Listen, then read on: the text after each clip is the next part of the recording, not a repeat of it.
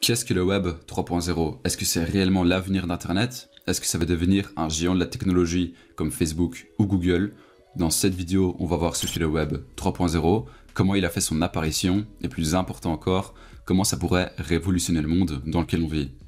Juste avant de t'expliquer tout ça, je dois quand même te préciser qu'il n'y a aucune encyclopédie vérifiée par le GIT qui donne une définition stricte de ce qu'est le Web 3.0, ni même pour le Web 1.0 et ni même pour le Web 2.0. Mais on est en 2022, donc si on se base sur ce qu'on sait du Web 1 et 2, alors forcément il est possible d'expliquer ce qu'est le Web 3.0. En description, tu peux retrouver plusieurs liens de plusieurs investissements à haut potentiel, comme par exemple Celsius, qui est une plateforme où tu peux stacker des stablecoins, et en utilisant mon lien, tu gagneras 50 € gratuitement.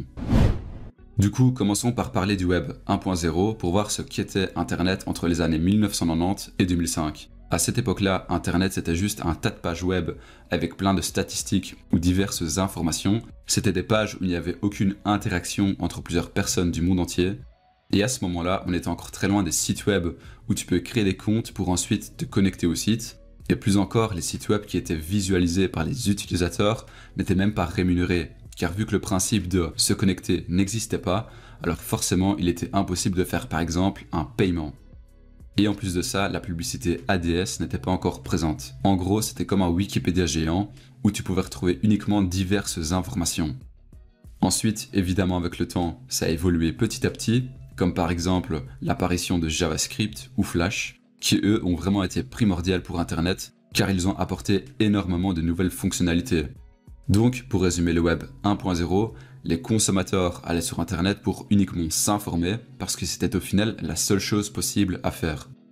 Ensuite, si on passe sur le Web 2.0, qui a démarré aux alentours de 2006 et qui continue son parcours jusqu'à aujourd'hui, alors là, évidemment, il y a un bond énorme dans l'évolution par rapport au Web 1.0, et le plus grand changement, et celui qui a certainement changé le monde à jamais, c'est l'interactivité entre les utilisateurs du monde entier.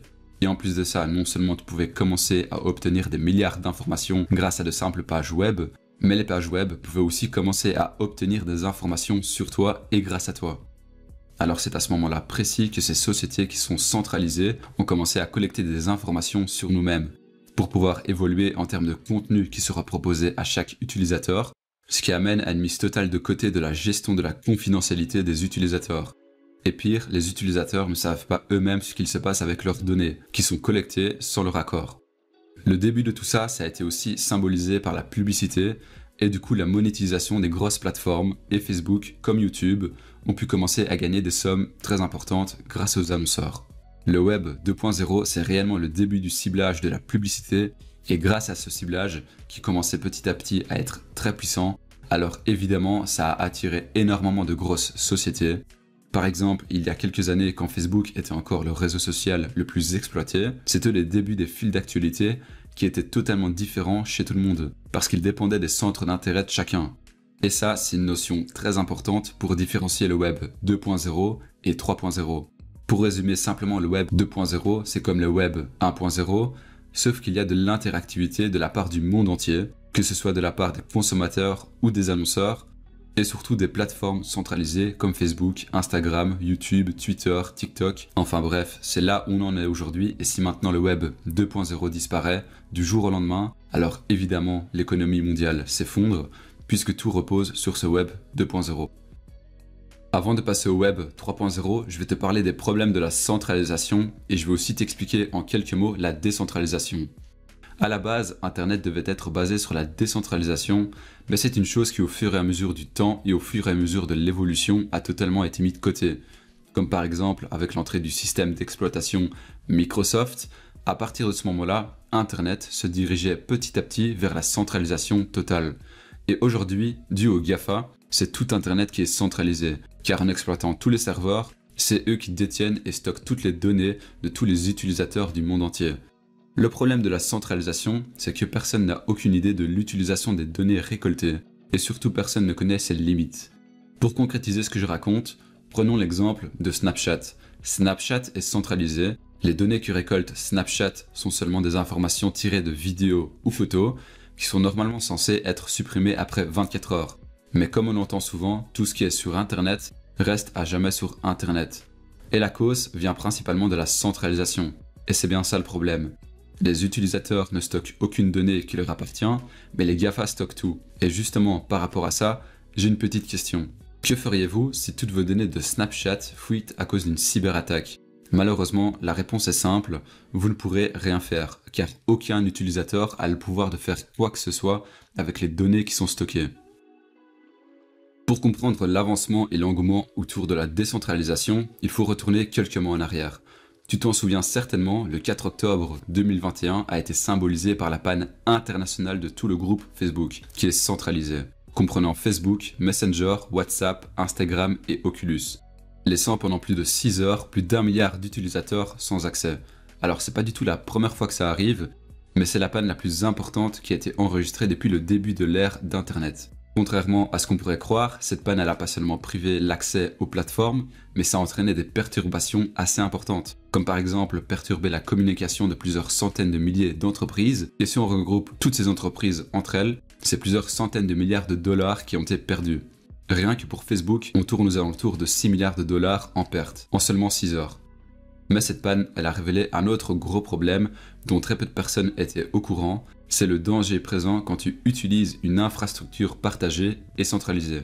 Et par rapport à cette panne, il y a justement une information qui n'a pas fait énormément de bruit sur Internet, mais savais-tu que durant cette panne, les données collectées pour plus de 1,5 milliard de personnes ont été mises en vente sur le Darknet? Que ce soit la localisation, le nom, le genre, et pour certaines personnes même, les données sur leur carte d'identité. En fait, avec la décentralisation, les données ne transitent pas sur des serveurs qui appartiennent aux plateformes, aux marques ou encore aux navigateurs, mais les données sont décentralisées sur tous les utilisateurs. En fait, chaque utilisateur est présenté comme un sort de serveur qui vient stocker des informations, c'est-à-dire que les données qui sont stockées n'appartiennent plus aux plateformes ou aux réseaux qu'on visite, mais on les restocke nous-mêmes comme si nous étions des sortes de mini-serveurs, de façon à ce que les données soient coupées en plein de petits morceaux, et ce modèle-là, c'est le modèle peer-to-peer, c'est le modèle utilisé par les blockchains. Alors maintenant, passons concrètement au Web 3.0. Le Web 3.0, c'est la prochaine évolution d'Internet, qui sans doute sera utilisée par la blockchain, qui elle pourrait régler tous les problèmes liés au Web 2.0. Et beaucoup d'experts l'affirment, le Web 3.0 sera décentralisé. Dans le Web 2.0, lorsque tu es sur un réseau social, c'est toi le produit, mais par contre, sur le Web 3.0, qui est décentralisé, ça sera probablement toi-même le responsable et propriétaire du contenu que tu peux voir et du propre contenu que tu postes. Ce qui est le contraire avec le Web 2.0, parce qu'avec le Web 2.0, comme dit précédemment, le contenu qui est posté sur Internet reste à jamais sur Internet, et avec le Web 3.0, ça c'est quelque chose de contrôlable par l'utilisateur. Et le contenu ne peut pas être duplicable. Par exemple, si le créateur d'une vidéo décide de supprimer une vidéo qui potentiellement aurait dû être repostée des milliers de fois auparavant par d'autres utilisateurs, donc en gros tu es maître de ce que tu fais et maître de données que tu aurais normalement dû fournir si tu étais sur le Web 2.0. Le Web 3.0, c'est comme un retour en arrière vers le Web 1.0 pour sa neutralité vis-à-vis du stockage de données en reprenant en même temps toute l'évolution du Web 2.0. Grâce à la blockchain, l'utilisateur est en totale liberté. En gros, c'est consulter des pages web en toute transparence, aucune donnée n'est contrôlée et enregistrée. Donc, impossibilité de tracer ton centre d'intérêt pour pouvoir ensuite te montrer des milliers de publicités. C'est comme utiliser Internet sans connexion Internet, mais en ayant accès à tout ce que tu veux sur le web. En gros, tu es coupé du reste du monde, mais en ayant le même accès que tout le monde. Pour mieux comprendre la décentralisation, on peut prendre l'exemple du navigateur Brave. Brave est le premier navigateur web au monde à être décentralisé en s'appuyant depuis janvier 2021 sur le protocole IFPS. Ce navigateur est tout le contraire d'un navigateur centralisé, il est privé et bloque le tracking de la collecte de données. Et forcément, en fonctionnant de cette manière, Brave bloque toutes les publicités, ce qui conduit à une vitesse de recherche sur le navigateur beaucoup plus élevée. Mais l'utilisateur a quand même la possibilité d'activer quelques publicités, mais les publicités qui peuvent être affichées sont des publicités choisies par Brave. Et chaque publicité rémunère Brave, mais il rémunère aussi l'utilisateur. Si tu veux en savoir plus sur Brave et savoir comment être rémunéré, tu peux aller voir mes autres vidéos à ce sujet, tout est sur la chaîne.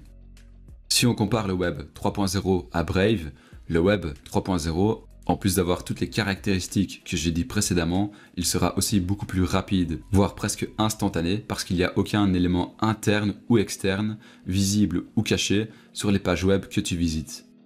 Du coup, pour résumer le Web 3.0, je vais procéder simplement en quelques points. Le Web 3.0 est décentralisé et il est utilisé par la blockchain. Plus aucune donnée n'est stockée par le serveur du site web que tu visites, mais elles sont coupées et envoyées un peu partout. Alors forcément, si plus aucune donnée n'est stockée, alors forcément, il n'y aura plus aucune pub qui va s'afficher un peu partout. Mais simplement des pubs comme on pourrait retrouver sur Brave.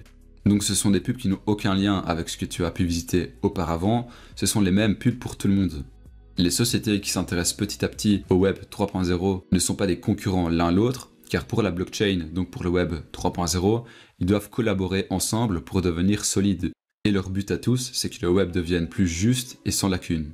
Si tu veux investir n'importe quelle somme, que ce soit spéculer automatiquement sur le marché du Forex ou stacker des cryptos, tu peux aller en description, tu retrouveras plusieurs liens de plusieurs investissements, et en utilisant mes liens d'affiliation, l'avantage c'est que toi aussi tu y gagnes quelque chose. Comme par exemple Celsius, plateforme phare pour stacker des stablecoins, tu gagneras 50 € gratuitement en utilisant mon lien. Si la vidéo t'a plu, tu peux y mettre un j'aime et un commentaire. C'était Utsuki, à très bientôt.